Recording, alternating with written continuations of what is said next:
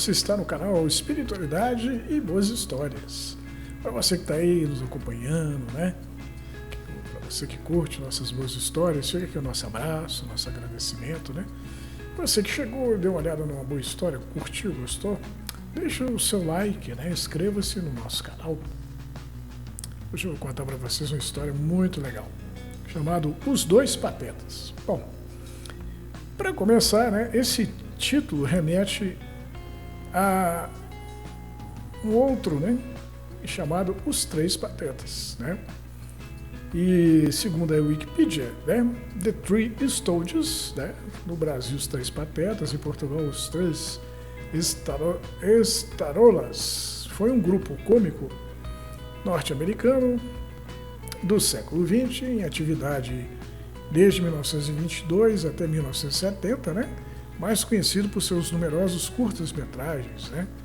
Sua comicidade era marcada pela extrema comédia pastelão e farsa física. Então, é o seguinte, né? Quando eu era garoto e adolescente, eu vi muitos filminhos dos Três Patetas, né? O Larry e o Joe. Então, era muito legal, né? Eles se assemelhavam aos Trapalhões aqui no Brasil, né? Os Trapalhões se assemelhavam com eles, né? Porque eles eram mais antigos. Então, essa história tem a ver, né, com os Três Patetas, né? E ela começa assim. Turiba era caçador de passarinhos, fazia tempo, né? Era com o dinheiro que ele ganhava vendendo os bichinhos para os contrabandistas que ele completava a receita do mês. É a realidade, né, dessas populações que vivem nas florestas, né? Os caras do contrabando pegavam os passarinhos e escondiam eles, né? E os carregavam para longe, para um tal de comércio legal. E Turiba sabia que tinha passarinho que era vendido por um dinheirão nesse tal comércio, né? Estava lendo, né, que a arara azul, por exemplo, né, o preço no comércio aí legal é em torno de R$40 mil, né? O pessoal da fiscalização do governo federal tentava combater a venda ilegal dos bichos. Mas contrabandista é bicho malandro, liso, bom de fazer o bicho contrabandeado sumir que nem mágica.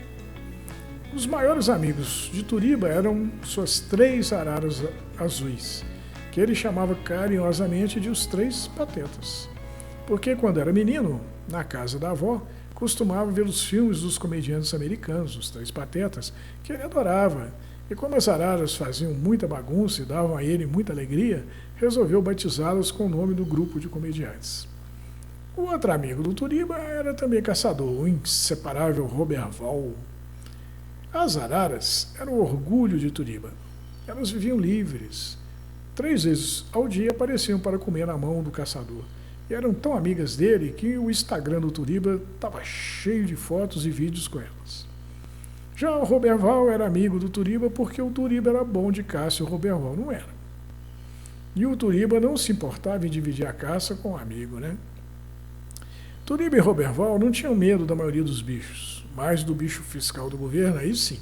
Só de falar o nome, eles começavam a tremer, já que haviam sido detidos e até tomado multa, só faltando terem sido presos, possibilidade que os apavorava, né? Os dois eram apanhados de vez em quando, com caça ilegal. Mas como eram dois pobres coitados, a fiscalização só fazia mesmo soltar os bichos, depois de puxar a orelha dos caçadores, é claro, né? O que não funcionava muito bem, pois os caçadores sempre voltavam a fazer o que faziam, né? Aquele cara da tal ONG, né, que com a ONG, a organização não governamental, no caso ambiental, que sempre aparecia nos momentos de aperto, quando a fiscalização dava em cima dos caçadores passa-fomes, o Carlos, né, vivia dizendo, tanto para os caçadores quanto para os fiscais do governo, que só prender e multar os caçadores não ia resolver o problema do contrabando de animais silvestres, que era preciso criar meios de fazer com que os caçadores não precisassem caçar, com o fim de vender a caça para o contrabandista, para viver, né? Que já era hora de ser criada uma política de sustentabilidade para populações que ocupam as regiões de floresta do país, né? A natureza precisava ser preservada e o morador da floresta tinha que parar de apelar para a destruição do seu próprio meio ambiente, para não morrer de fome. Afinal, era muita gente que vivia da caça ilegal e inúmeros eram as espécies de animais silvestres ameaçados de extinção por conta de tanta caça, né? Mas se não havia como acabar com os contrabandistas, que apareciam, sabe-se lá de onde, né? Sempre dispostos a comprar o produto da caça ilegal, hein? Ensinar o caçador uma atividade que pudesse sustentá-lo e criar um mercado para o consumo do resultado dessa atividade poderia acabar com a atividade de caçador e, consequentemente, da caça, com o fim de abastecer o contrabando. E não havendo mais caça ilegal, os contrabandistas de animais silvestres, né, acabariam por desaparecer por falta de oferta, né, conforme reza a lei da oferta e da demanda, já que sem oferta não há demanda, né? A demanda, no caso, seria a procura, né? Chega então no pedaço, né, dessa parte da história, o Anderson, né, aparece na história. Fiscal da Receita Federal, rapaz jovem, bom de serviço, observador, esperto.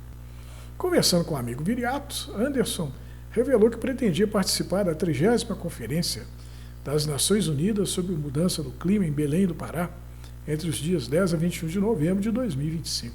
Né? A COB, né? Aí o Viriato vira para o Anderson e fala assim, e o que tem a ver mudança climática com Receita Federal, manos? Ora, meu amigo, o combate ao contrabando não é de responsabilidade da Receita Federal? Pois quando você pega um contrabandista que está levando embora espécimes da fauna e da flora local para vender no mercado ilegal de animais silvestres e devolve esses animais ao seu habitat, você está ajudando a preservar o meio ambiente. E clima não é só sol e chuva. As florestas e toda a sua teia de vida são responsáveis por manter o clima estável. A floresta não surge sozinha. Os animais são construtores de florestas, quando espalham as sementes das árvores, né? Então o animal pega lá a semente, vai espalhando e ali vai surgindo a floresta, né? Logo, sem eles não há floresta. E a floresta armazena o carbono, reflete o calor e ajuda a reter a água da chuva. Portanto, tem importância fundamental no equilíbrio climático. Aí um amigo do Anderson falou assim, bom, é claro que a Receita é responsável por combater o contrabando. Né? Eu sei disso. Eu só não sabia que o contrabando de animais silvestres era nocivo ao clima, né? Sabia que interessante isso, não é verdade?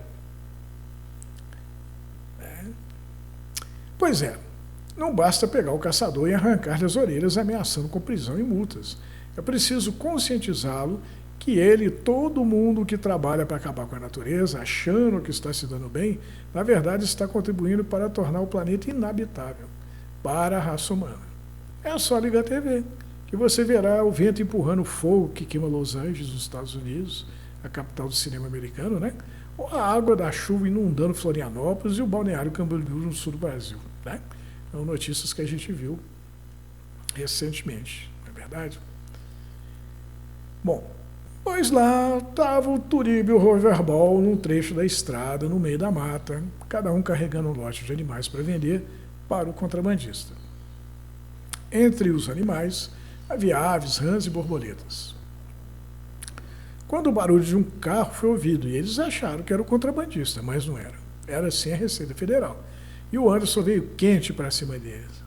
Como sempre, Turíbio e Roberval viram os bichos serem soltos e tomaram a dura do fiscal. Por que não arrumar coisa melhor para fazer, gente? Turíbio coçou a cabeça, né? E que coisa seria essa? Trabalho para o governo, ajudando na repressão ao contrabando de animais silvestres, em vez de ajudar os contrabandistas a acabarem com a fauna e com a flora da região. Roberval deu uma risada meio sem graça. E o dinheiro é bom? O Anderson respondeu, bom, se é um dinheiro limpo, só pode ser bom, né? Mas não é muito, né? Dessa vez foi o Anderson que riu. Não, não é muito não. Mas é bom e limpo. Você quer que a gente dedure os compradores, né? Anderson fechou a cara para o Roberval. Você vai caçar até acabar com os bichos, é? Aí o Roberval riu. Moço, os bichos não vão acabar, não. E o Anderson engrossou o caldo, né? Tem muita espécie que não existe mais. Passarinho que você não ouve mais cantar. E não vai ser um dia bom, o dia em que você acordar e não ouvir o canto dos passarinhos, porque eles acabaram. E não tiver o que caçar, porque os bichos ou morreram ou foram vendidos no mercado ilegal de animais silvestres. Olha, moço, o Roberval virou pro Anderson, nesse dia eu vou embora. Aí o Anderson riu, né? Pai do céu, não seria melhor ajudar a apagar o fogo na casa, para não ter que abandonar ela? Aí os dois amigos se entreolharam, né? O Turiba e o Roberval.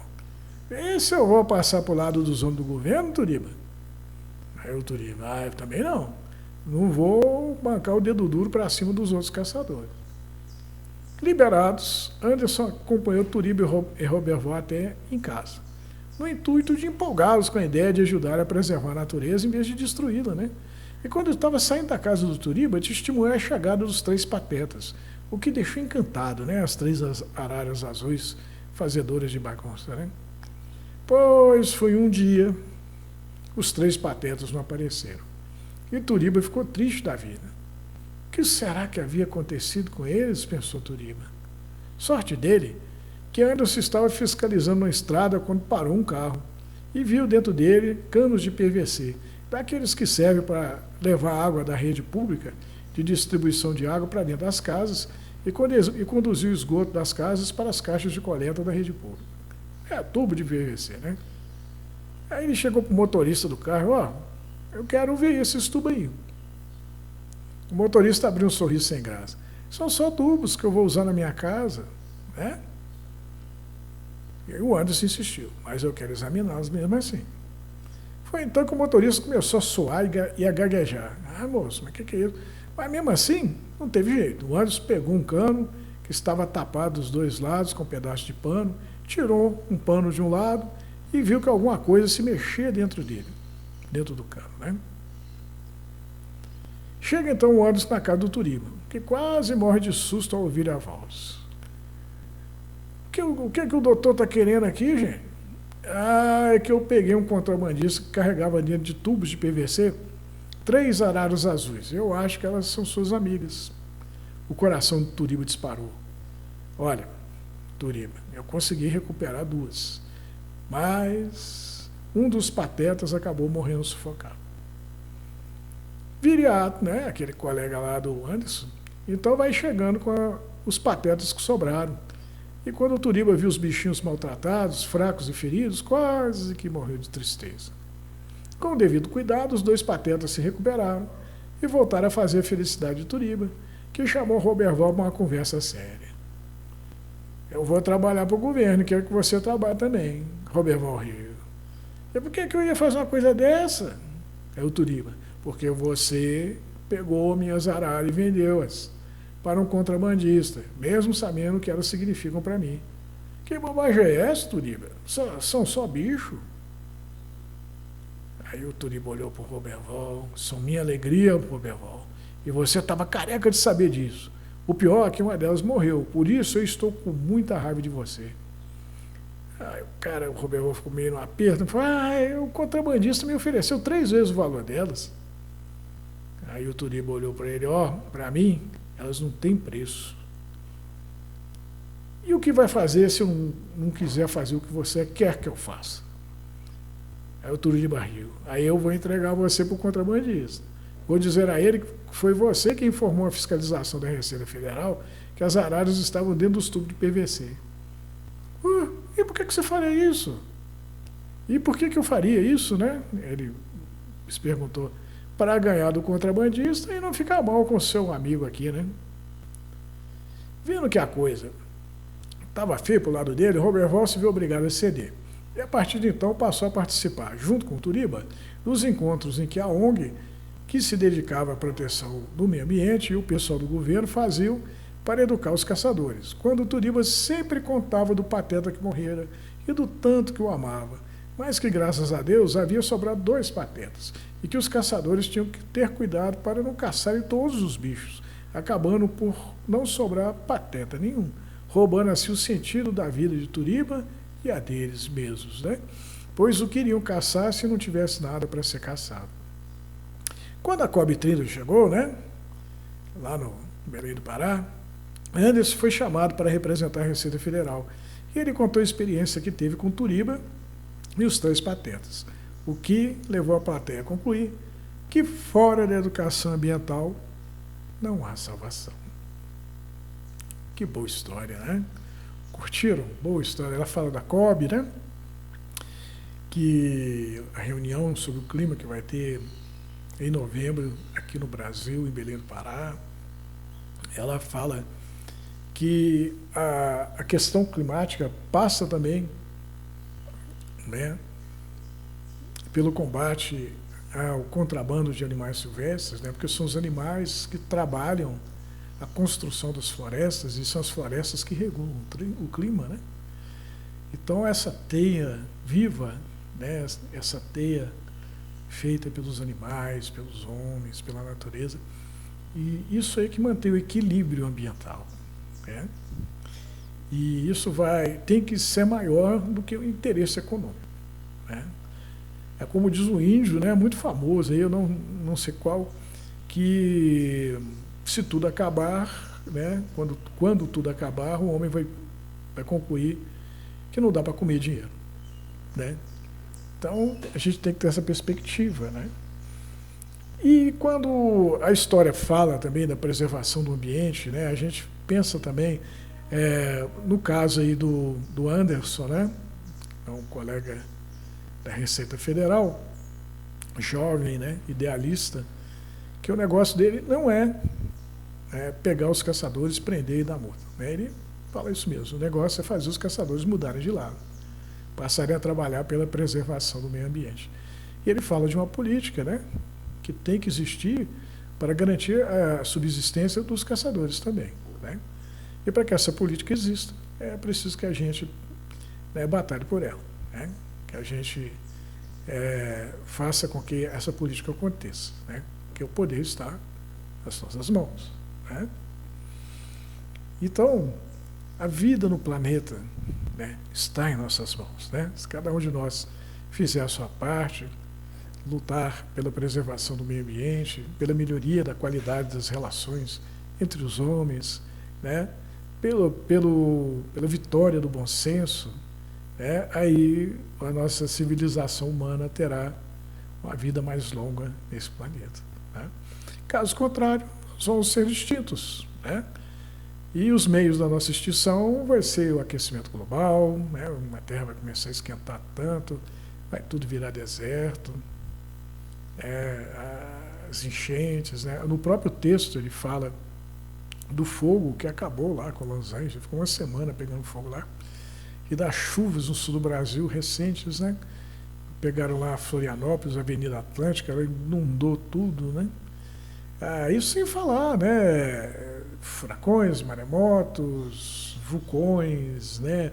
A natureza, né, dá a impressão que enlouqueceu.